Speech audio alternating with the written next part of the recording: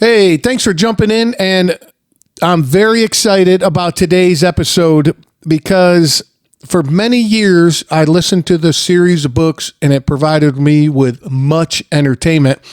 And said author of this series is today's guest. But before we get into all of that, I got a couple things to throw at you like I normally do. Don't forget Live Rishi. These guys make high quality CBD product. Don't be go getting your CBD product from the drugstore or corner store or even a head shop. These guys third party tested, all high quality organic stuff. I use it almost daily. My favorite is 1,000 milligram tincture. Put a little bit of that under your tongue. Sleep like a baby. So check these guys out. LiveRishi.com. Use the code word table. Lets them know I sent you and you're looking at 50% off your entire order. And also my website, waltzkitchentable.com. Would love for you to click around and you'll find everything you need to know about the show. And if you want to get a hold of me, would love to hear from you. Now, here we go. Welcome to Walt's Kitchen Table, where I feature captivating stories from fascinating people. Again, excited to have Mark Tufo on. He is the author of a series of books called Zombie Fallout. And as most of you have been following me along, I love post-apocalyptic stuff. And this guy does a fucking fantastic job with these books. They're highly entertaining. Check him out, and he has all sorts of other stuff going on. Link to his website is in the show notes. But one series I highly recommend you check out is United States of Apocalypse. Not saying anything about all the craziness going on now, but I'm just going to leave that hanging, and you can do with it what you will. And the way he comes up with characters and the series that I enjoy, Zombie Fallout, you know what? It's better that he tells you all about it. Let's get to it.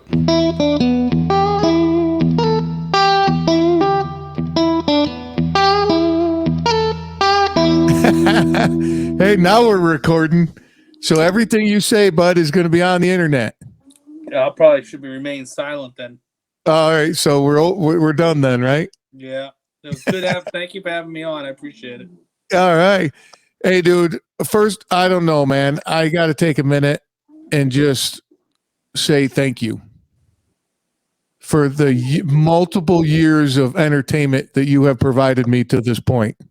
Thanks, man. I appreciate your support. So, dude, these books, man, and I got a bunch of questions for you, but the fucking humor in these books is amazing. That's right up my alley, dude. And that's what's good is it's been up a lot of folks' alley, so it's great to hear, you know. Yeah.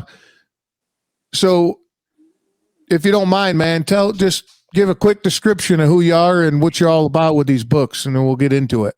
Name's Mark Tufo. The series most of you, or if any of you, know me about would probably be Zombie Fallout, but I have written, I'm up over 40 books now. In a multitude of genres. Whatever I like to read, I like to write in. So I've got sci-fi, I've got zombies, I've got ghost stories, things along those lines, werewolves. So I'm all over the place. Awesome. And then the one, not Indian Hill. What's the one with the werewolf? Like Fallout. Yep.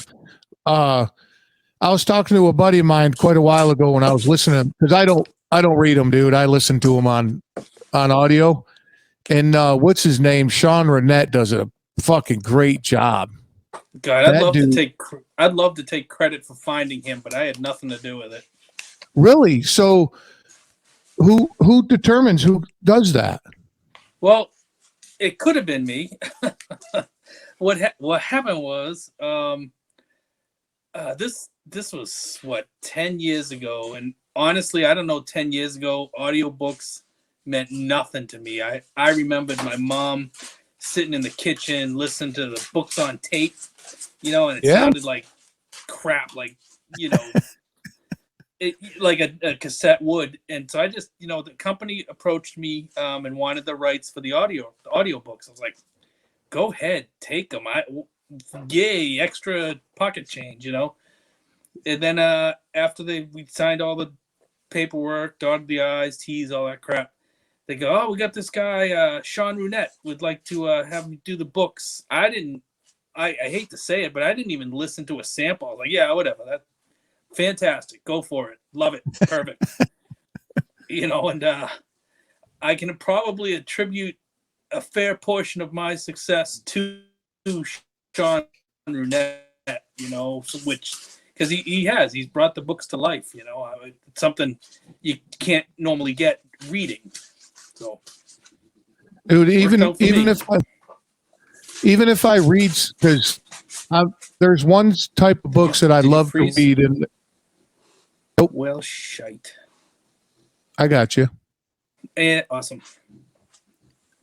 One type of book I love to read, it's the only one I like physically read, is C.J. Box. You know that dude? I know of him. I don't. Yeah. He's got a series with Joe Pickett. That's the character. And that's the only real book that I'd like to physically read. Other than that, I listen to everything. And there's some books that I love the book. The person reading it, you're like, oh God, dude, just shut up, and it ruins it. But Sean does a great job with the content.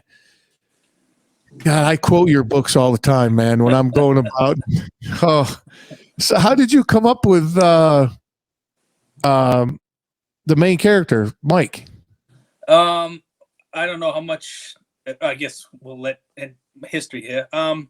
My first book I ever wrote was actually Indian Hill, and I had used Michael Talbot in that series, and that was ages ago, eons, many gray hair.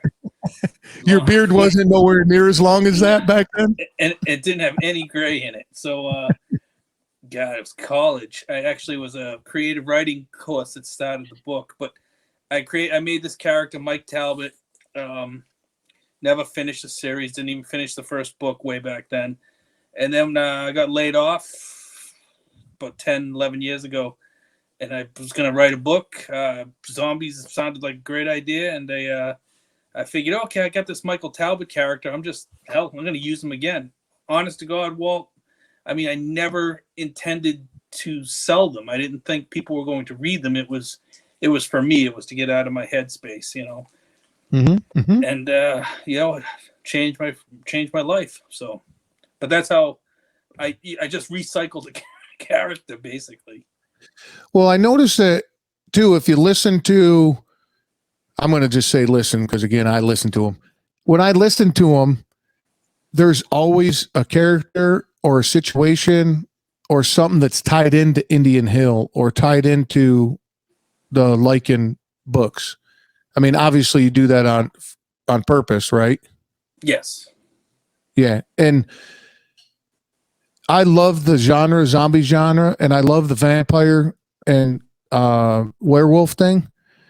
And the thing is, I got to give it to you. You don't make it weird. Like, you make it work. Like the zombie Fallout books, I listen to a lot of zombie books. And some of them, you're just like, how the fuck did you get there? What? Wait a minute. Wait a minute. A minute ago, they were over here. It's hard to describe, but when you're listening to it, or it's just so far fetched, you're just like, no, dude, I can't keep up with it. But the way you put them together, and the way they flow, and the shit talking, again, I got to give it to you, dude. The shit talking's amazing between Mike and BT, which is the main character, and I'll have some notes in the show notes for people. But now, did Michael Talbot? What was your inspiration? Did any inspiration come to make that character, or is that just 100% off the top of your head? I'm sorry if my dog's coming through on audio. I am sorry. It's all good, man. She is aggravated. I am not paying 100% attention to her. So. I love it, dude. That's part of it. Mike Talbot. way back when. It was loosely based on myself. That's what I was wondering. You write what you know, but that, as far as I'm concerned, that bastard's crazy, and I don't want anything to do with him. So Holy. Yeah, but is he doing shit that you wish you would do, or that you don't? You find yourself. I wrote Zombie Fallout. I was laid off. It was a stress relief, and I was like, what a way to get out of a rut.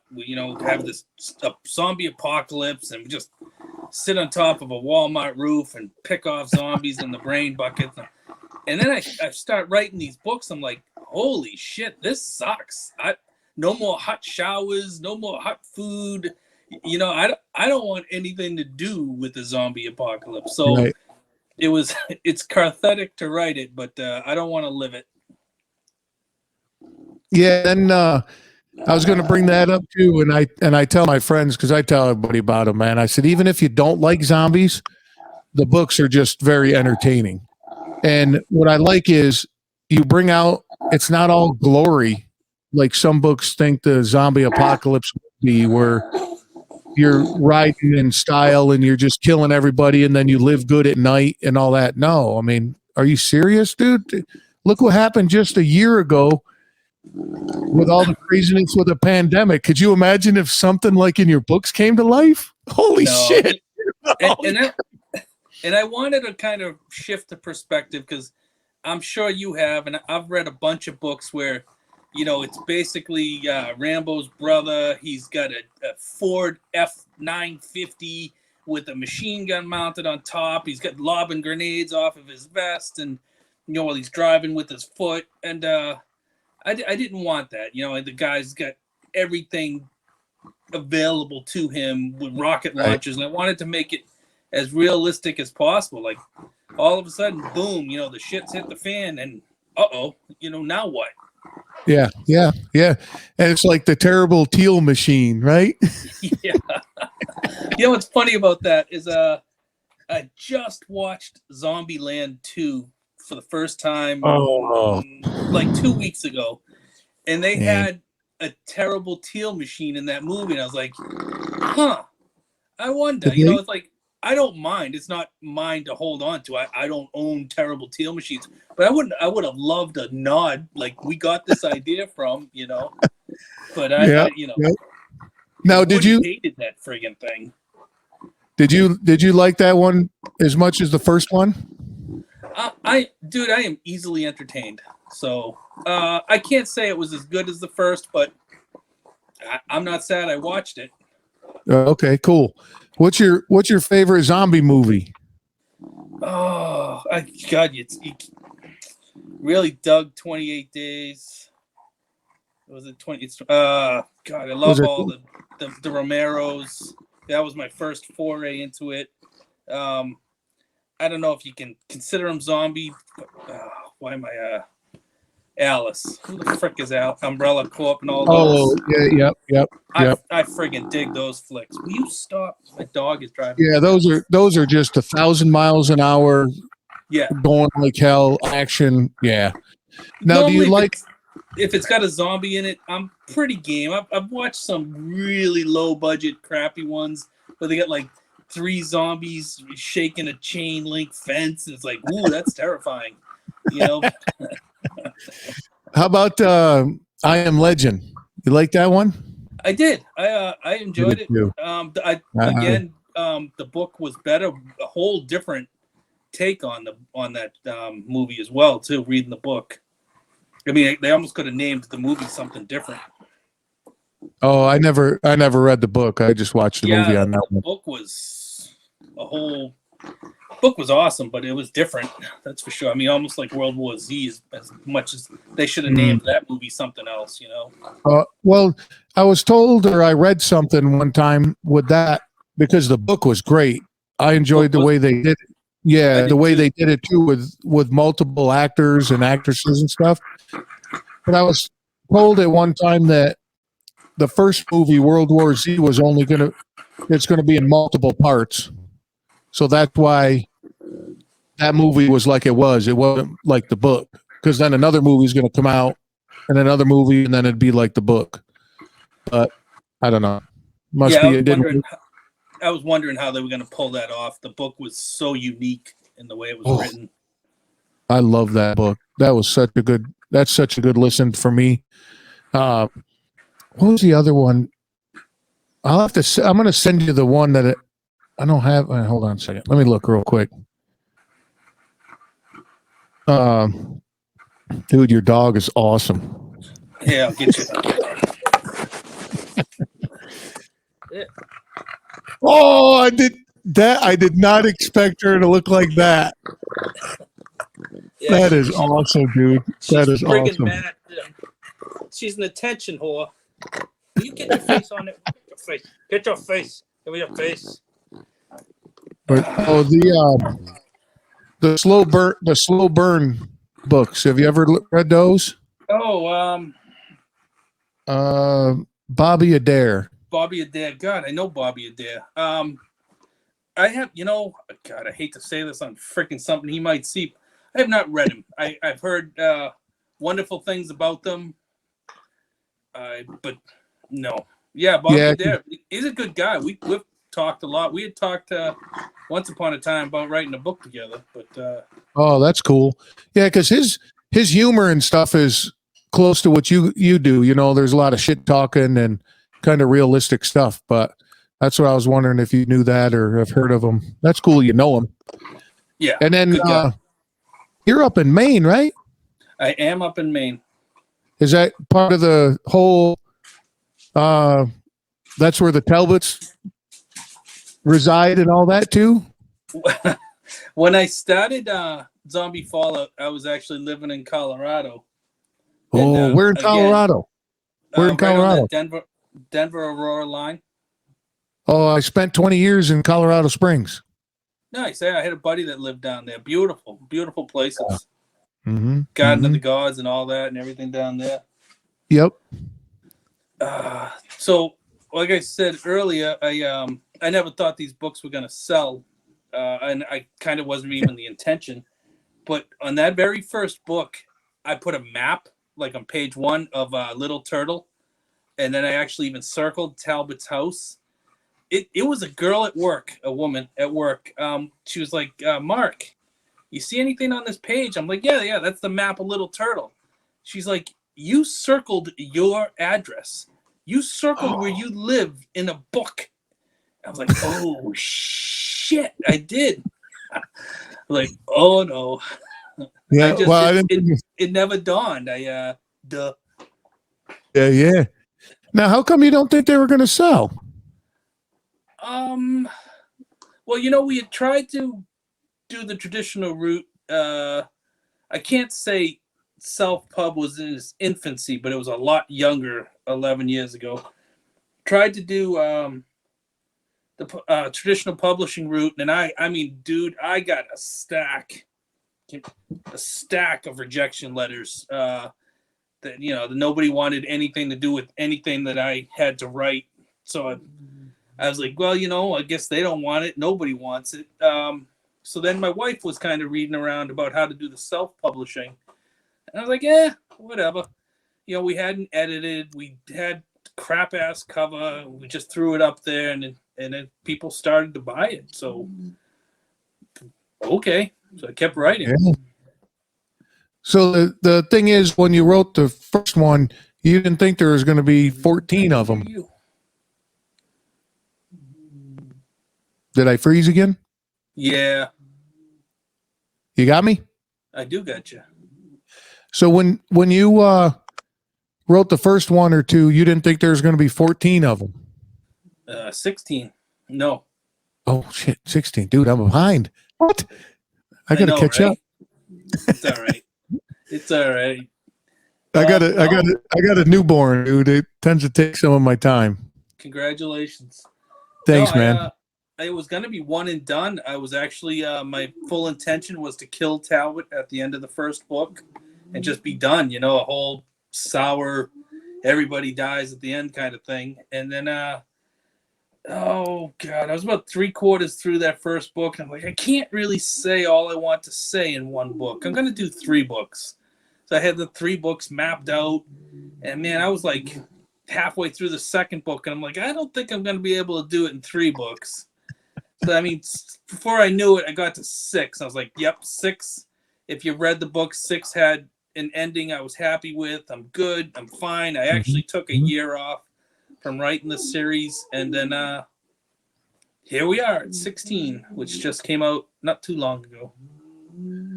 Well, one character, because the reason I asked you was Mrs. Deneau. Yeah. And to take her character from the first book to where you took her, as far as I know, I don't want to spoil and don't say anything, but I was like, there's no way that he was going to write one or two of these and then could weave all that together later down the road. But it sounds like you were a couple books ahead each time, right? So you're like, okay, couple more, and you just kept adding, right? Yes. Yeah, I mean, Deneau was not supposed to end up who she was. I mean, if you read the first Zombie Fallout, BT wasn't a huge character in that book. You know, he was in it, but he wasn't a large part as he progressed further down the road. No pun intended either, right? Large part. Yeah. God, I love a lot of people ask me if BT is based on someone in real life. I was like, I wish. Yeah, no kidding, right? I got a buddy of mine that I was back in the day bartending and bouncing and stuff that could play BT. So if you ever need an actor, he's not an actor, but you ever need somebody to play BT, I got the guy for you. That'd be awesome. Yeah, and he's a shit talker like that too, and he's big. He's a big dude. Yeah, but if he wants to shit talk, nobody's gonna stop him. No, exactly. Why do you think I bounced with him, dude? Yeah, nobody messed with him. You do you, dude. You say whatever you want. I'm cool with it. Yeah, but man, the one line, and if I remember it when it happened, when Talbot stepped on BT's foot and goes, "Let's go, fucker!" And I was like, I'm totally hooked to these books, man. That one line, I was like, I'm good, because that happened like in the second book, I think. It's funny, dude. I get folks that like, oh, dude, I got this question I want to ask you. Book 4, paragraph 7, chapter 12. I'm like, dude, I wrote that 8 years ago, and I smoke a lot of weed. I don't know what you're talking about. All right, so you're gonna have to give me a little bit more, a little more context. But then, how'd the stickers go for you? I got mine right behind me.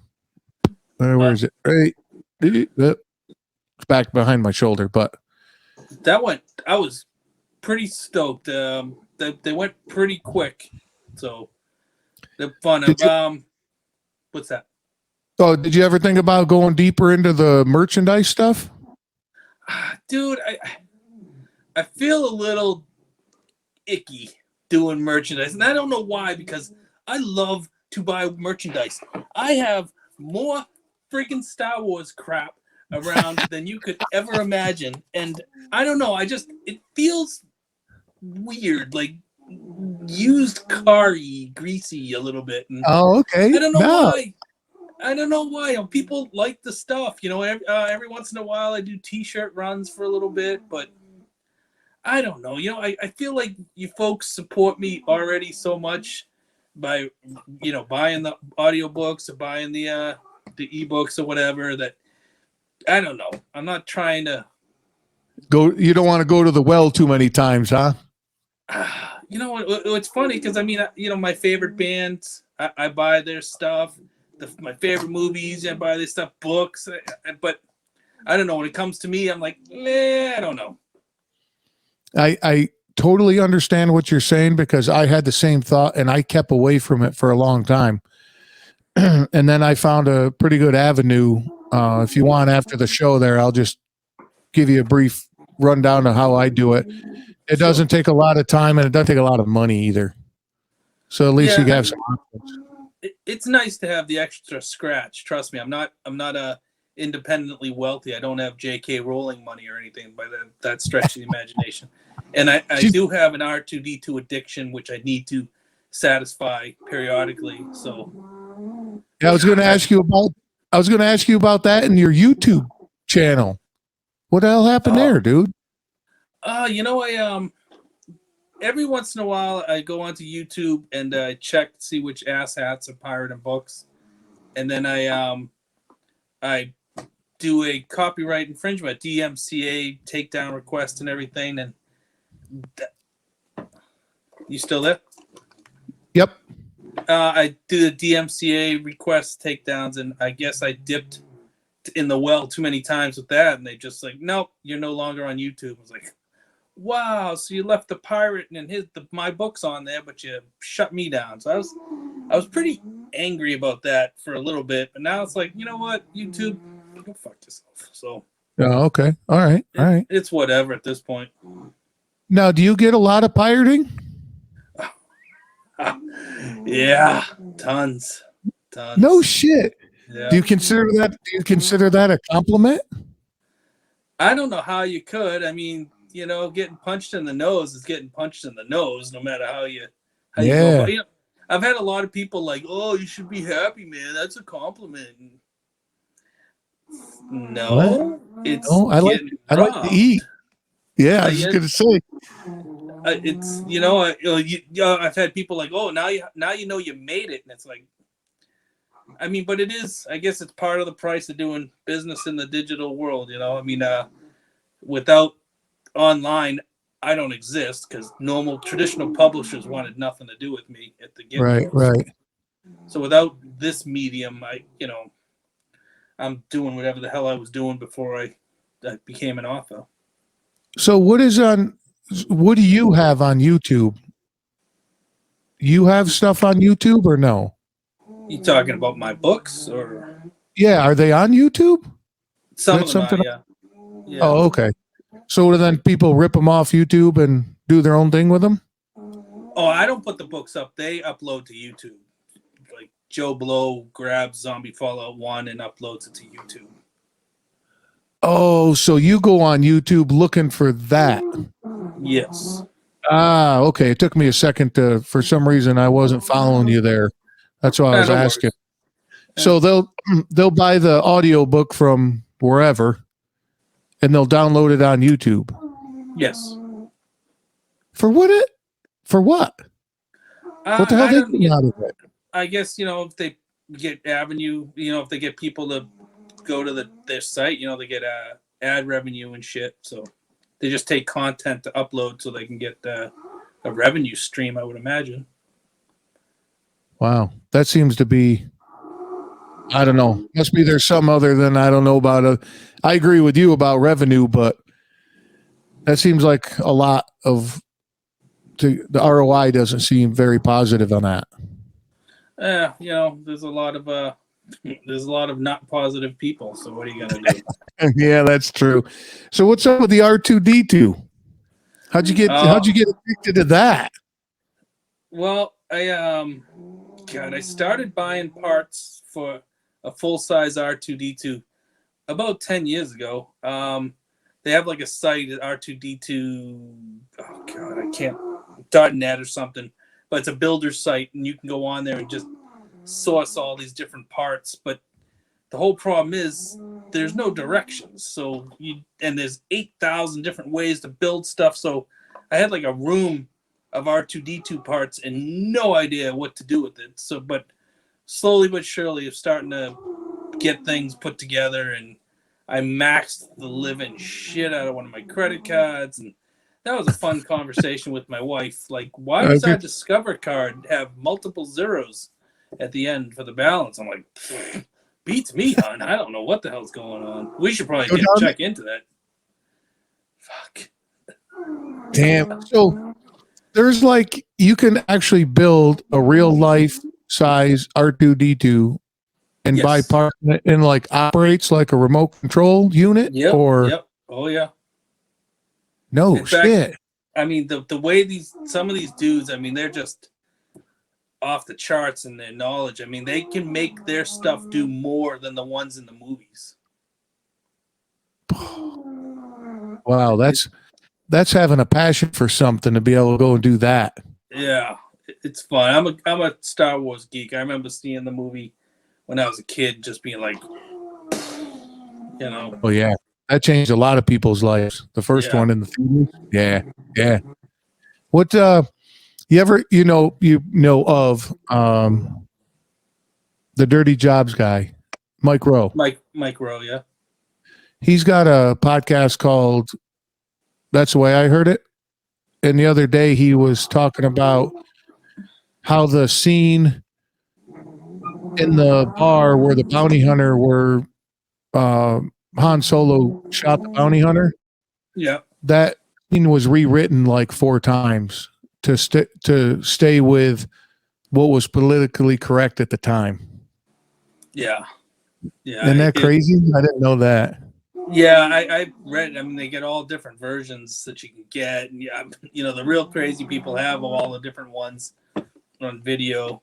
Mike Rowe, he's an awesome. He's very well spoken and intelligent man. He is so well spoken. And do you remember? You're old enough, dude. Do you remember Paul Harvey? I'm sorry, who?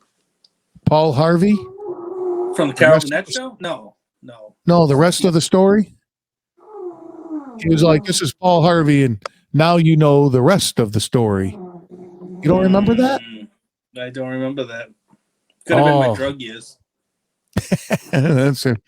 But that's what Mike Rowe models his thing under or after That's the Way I Heard It. Have you listened to that? I don't.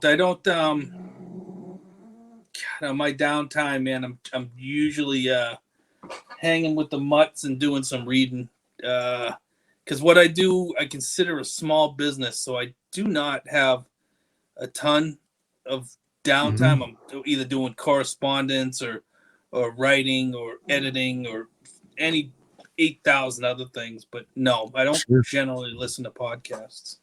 Oh, okay, cool. No, he just they're short and you don't know what he's talking about till the end.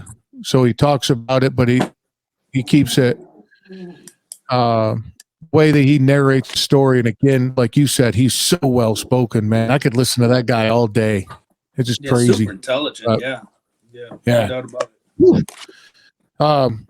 Now, Indian Hill. How did the aliens and all that come about?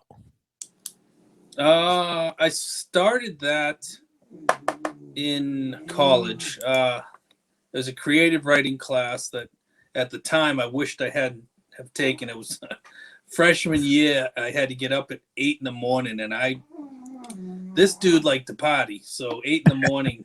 was not something I enjoyed very much. You were just coming in, right?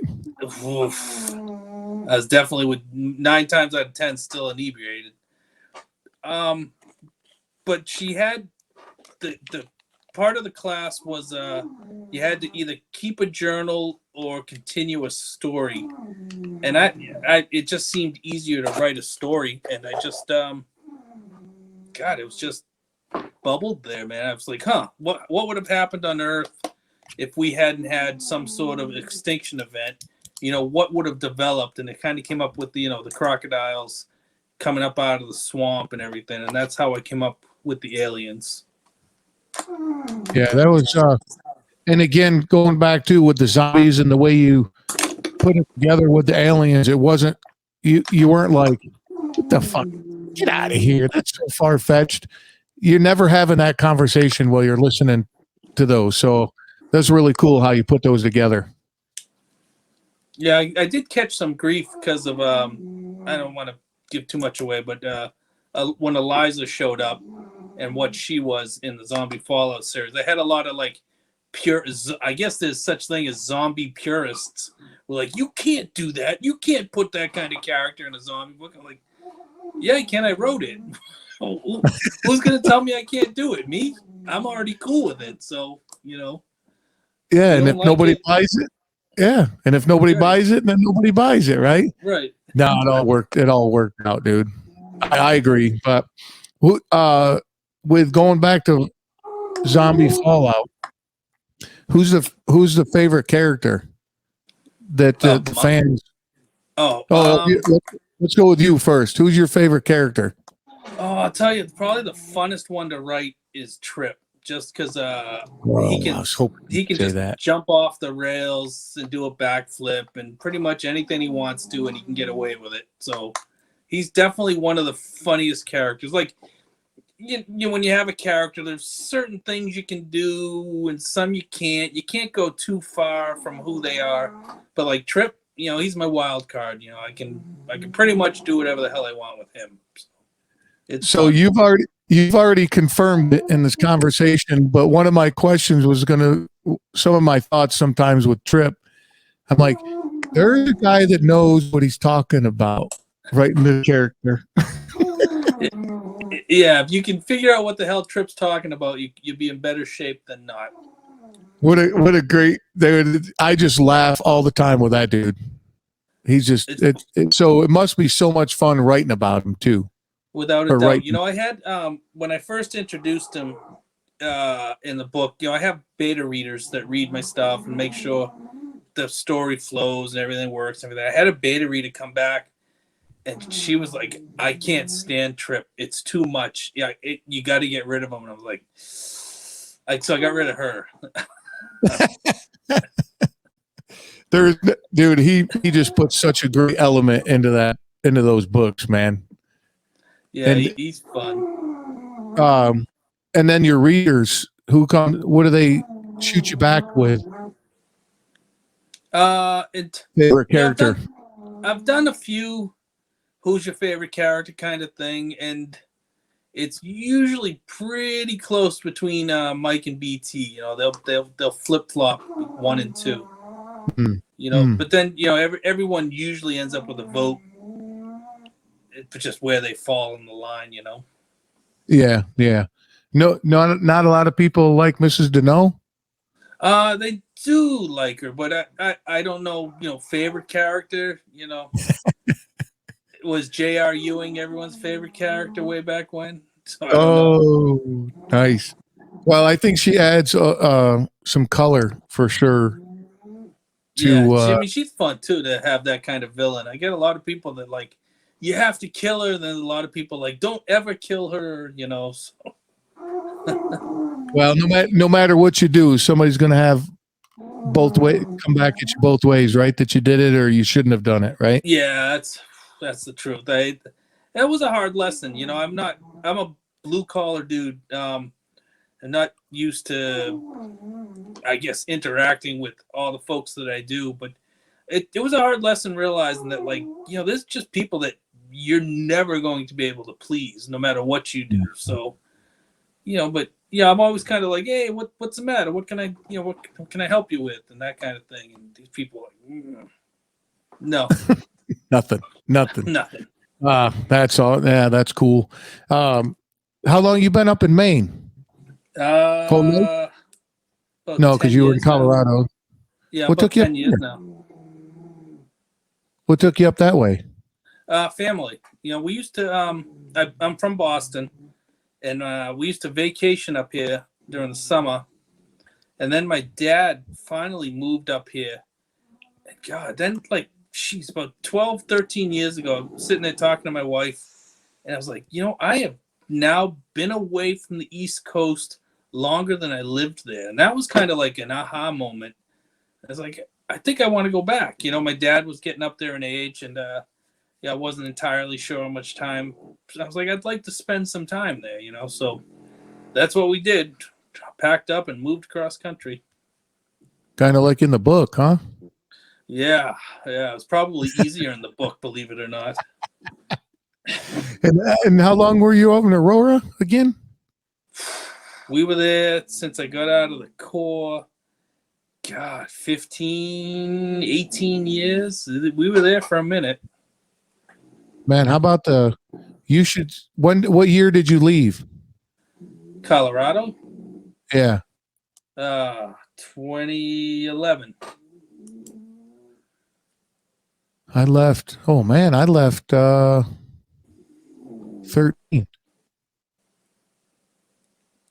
Yeah, I left in I think 2013.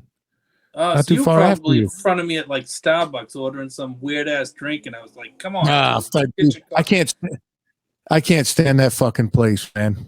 Get your coffee. Get out of here, man. I just want to get my caffeine. Fuck. Tall black coffee. Can you help me with that? Dude, I have a story about Starbucks. I can't stand that place. My wife picks on me about it. It just, as a business plan and as a business operator and all that, I think they're doing a good job. But just people go fucking bananas about that place, and it drives me nuts. It's an addiction. They drive by and it's a 45-minute wait to get your coffee, and you're like, what the fuck? I wouldn't wait 45 minutes for anything. I didn't like Starbucks for a long time. I just thought it was bitter, over roasted, overpriced crap. I was like, I'm from East Coast. Dunkin' Donuts rules. And then I had this fucking girl at work, and she's like, "No, come to Starbucks. You'll try this thing." And she bought me an iced caramel macchiato, and then I spent house payments on that fucking drink.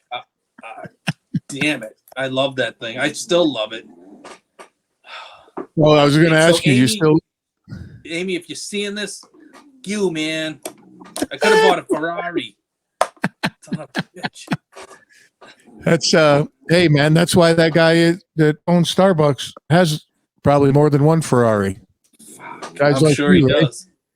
So my ex-wife and her family would spend a lot of time out in Maui, right? So I went with them when we were married. This is how addicted they were, and probably still are. And her dad, man, I miss her dad. Her dad's a cool dude. But they get an Uber to get to the airport. So they said, hey, we're going to stop by Starbucks on the way to the airport. Get to Starbucks. It doesn't open for 45 minutes. Oh. You know what they do? They pay the Uber, and they pay the Uber driver to sit there and wait. Holy so they can get their coffee and then go to the airport. I was like, what the fuck are we doing? There's probably a Starbucks at the airport. Me, man? Oh, I think it's you. Gotcha. Yeah. Is that you or me? Freezing up? Yeah. That's you. You're freezing up on me too once in a while. Oh shit. Yeah. So I was at the Uber. They pay the guy to sit for 45 minutes. Yep. And I'm like, what? Why are you doing this? There's probably a Starbucks at the airport. There's a Starbucks on every fucking corner. Yep. Fuck. I'm not that bad. Oh, that's funny that you get addicted, especially out in Colorado. They're like on every fourth block. It's crazy. Yeah. And of course, the entire time I'm out there, there's like literally one Dunkin' Donuts, some old rundown ramshackle place in Colorado Springs. And I'm like, I'm not driving an hour and a half to get a fucking coffee because I lived up in Denver. I know sooner leave Colorado, boom, they start popping up like freaking crack. Like, you bastards. I mean, it's like they were waiting for me to leave. And I know exactly where that broken down Dunkin' Donuts was too, because I lived in Colorado Springs. So yeah, I mean, like the sign was all this faded, horrible pink, purple thing. Whatever. I actually went in there once and like they were like, "No, we ain't got any iced coffee." I'm like, "You are fucking Dunkin' Donuts and you don't have any iced coffee. Just go away. Just close your damn doors." Dude, one of the I went into was it not Quiznos?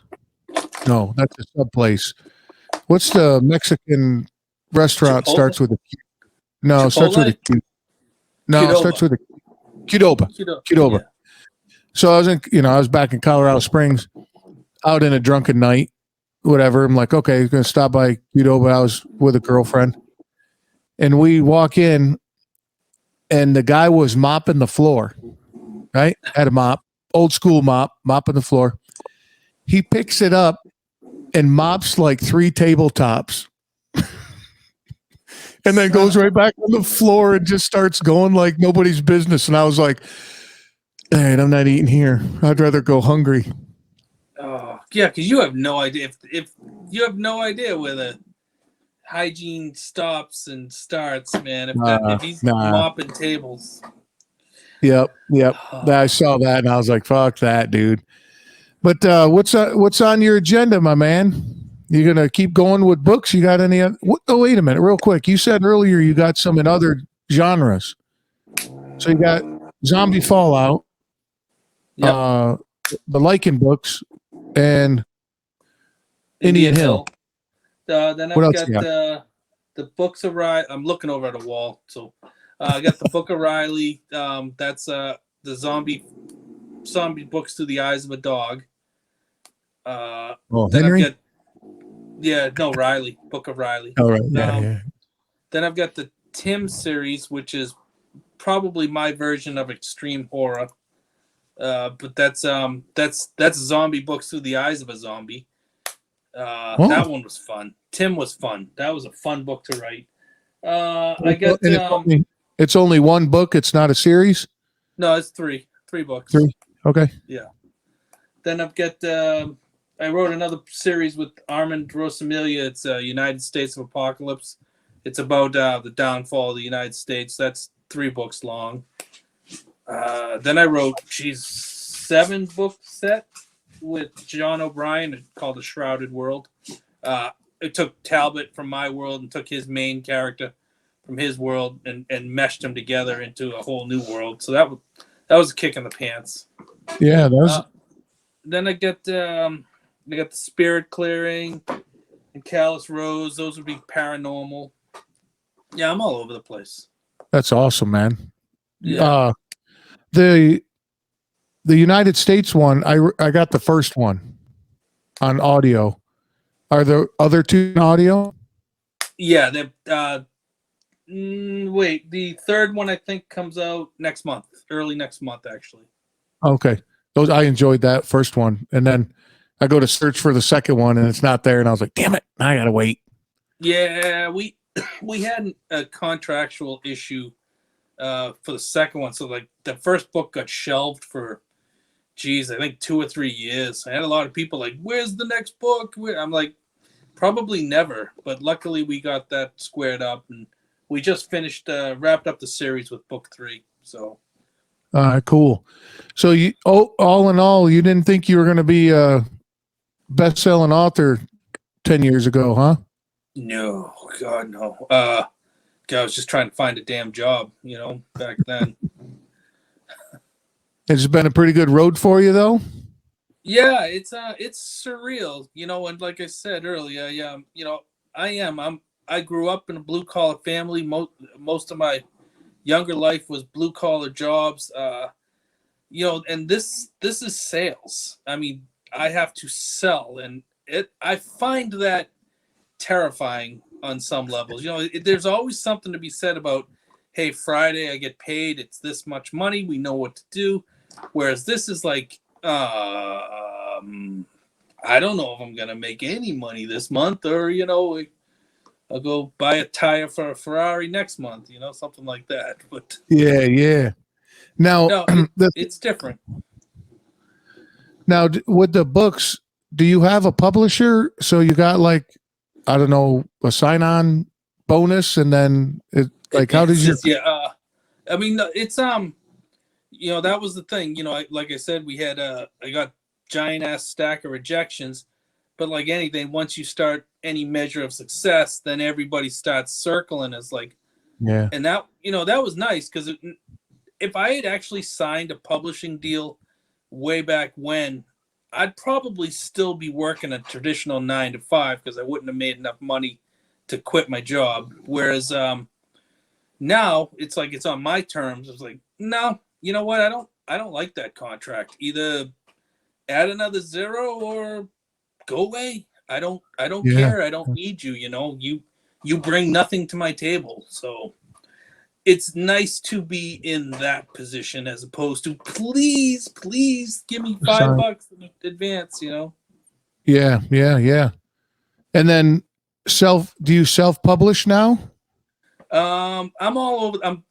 I guess I'm what you call a hybrid. I do self-publish when it suits my needs, and I do traditionally publish when the deal is right. When the offer works for me or whatever reason. But Yeah, yeah. yeah. And now, does self-publish work kind of like print on demand? Well, there is print on demand, but most of the self-pub, well, different facets. And I honestly, Walt, I try to remove myself from the business aspect of it as much as possible. My wife does it, but we have the ebooks. The electronic books. People read on their Kindles or their iPads or wherever they want. That's one way of publishing. Or there's another arm for the audio called ACX, which you can self-publish through them as opposed to through Audible. So, and that's another avenue for folks that wish to want to do self-publishing. And then, do you deal with Audible directly, or is that through I somebody else? generally deal with Audible. Audible has probably 95% of my titles. And you find it? I'm always fascinated with this company, and they're in Newark where I work as well, and that's my go-to for books. Do you find it easy to work with them and all that? First off, let me preface this. Audible has been very, very good to me. I thank you, Audible. The only downside I would say is they have gotten so huge so fast. There's growing pains, and but they'll write. No, I can't say they'll write their ship. They're multi-million-dollar corporation. It's just when it was smaller, when they weren't so huge, you could actually talk to people. You could, whereas now there's layers and layers. But like I said, man, I love Audible. So I've got nothing bad to say about it for sure. Yeah, no, that's how I found. That's how I found you, was through Audible. I was just skipping through post-apocalyptic books, and I was going through a bunch of them. At the time, I was on the road a lot, so I was ripping through them. And then I found you, and I was like, "This is amazing!" And I don't know if it was, God, I can't remember. I think there was a little delay between one and then to the other, and I kind of fell from it, and then I got a notification. I think I got a notification somehow from Audible that you were back on. Then I jumped back through it, but that's why I was wondering about Audible. Again, I see them all. I drive by their headquarters every day, and that's my go-to. So it's kind of fun to hear somebody on the inside dealing I don't with know them. about inside. Well, you deal with them. Yeah. You're a vendor, or they're a vendor of you, however you want to put it. Audiobooks are unreal. When I first started, if I had 100 sales, 98 would have been electronic books and 2 would have been physical copies. Nowadays, man, it's probably 80 audiobooks, 18 electronic books, and 2 physical copies still. It's audiobooks are enormous. And what's unfortunate is I have ADD and OCD at the same time. So it is incredibly difficult for me to listen to an audiobook because I can't sit down long enough to listen, because I always feel like I should be doing something else. And the second I'm doing something else, I can no longer hear the audiobook. I cancel. It's one or the other. But I have started listening in my car, and I am enjoying that. And I got 2 dogs, and I take the girls out for rides, and we just drive around so I can listen to an audiobook. So it's nice. I do enjoy it. I'm starting to get into it. On how I never was into the tapes. I never, because of my age, I guess, I didn't get into the audio tapes, right? But I was on the road in Colorado for Coca-Cola. So I would go to the library and walk down their CDs at the time I wouldn't even look at the copies. I could take 5 books out and blindly I would walk down and just grab 5 CDs. That's cool. And then just listen to them. If I didn't like them, I just listen to the next one, and, and I'd go to the library and do it again. And I found some fucking gems, some good ones. And then of course Audible came along and you just put everything on your phone and run it through your Bluetooth. But yeah, I can't listen. The only time I can listen to it is driving. I can't listen to it. Once in a while, I'll listen to it in the house, like when I'm doing housework and stuff like that. But like to the gym and walking around, I just can't listen to them, man. I know a lot of people listen to audiobooks while they're walking, and I just, for some reason, I can't. Probably fucking walk right in traffic. I know, it's like the chewing gum and walking thing. I just can't do 2 things at once, Yeah. Dude, I got to tell you, man, I know we've been communicating for a while, and I truly appreciate you coming on.